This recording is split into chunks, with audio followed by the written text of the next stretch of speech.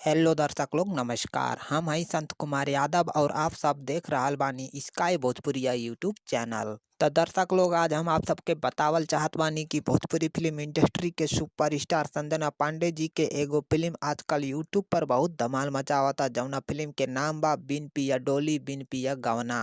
जी हाँ दर्शक लोग, बिन पिया डोली बिन पिया गवना आजकल यूट्यूब पर बहुत धमाल मचा रहल बा।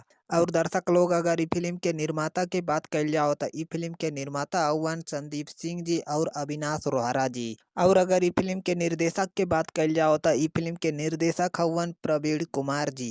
और अगर इ फिल्म में आपन भूमिका निभाए वाला कलाकार के बात कइल जाओ तो इ फिल्म में आपन भूमिका निभाए वाला कलाकार बाड़न संजना पांडे जी, प्रशांत सिंह जी, आर्यन बाबू जी, स्वस्तिका राय जी, प्रेम दुबे जी, अनूप अरोरा जी, अनीता रावत जी, ढोलू यादव जी और भी कई सारा कलाकार इ फिल्म में आपन भूमिका निभैले बाड़न।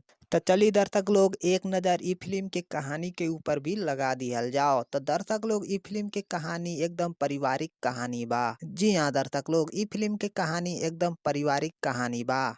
और दर्शक लोग इ फिल्म के बाल विवाह पर आधारित बनावल गईल बा। जी हाँ दर्शक लोग, इ फिल्म में इहो दिखावल गईल बा कि बाल विवाह कइला पर कवन कवन समस्या के सामना करे के पड़ सकेला। तो चलिए दर्शक लोग हम आप सबके बता देत बानी कि इ फिल्म देखे वाला के एक संदेश जरूर मिली कि बाल विवाह भुलैलो पर भी ना करे के चाही। तो चलिए दर्शक लोग आज के इ वीडियो हम यहीं पर खत्म करत बानी। अगर इ वीडियो हमार आप सबके अच्छा लगल होखी तो लाइक कमेंट और सब्सक्राइब जरूर कर दीही।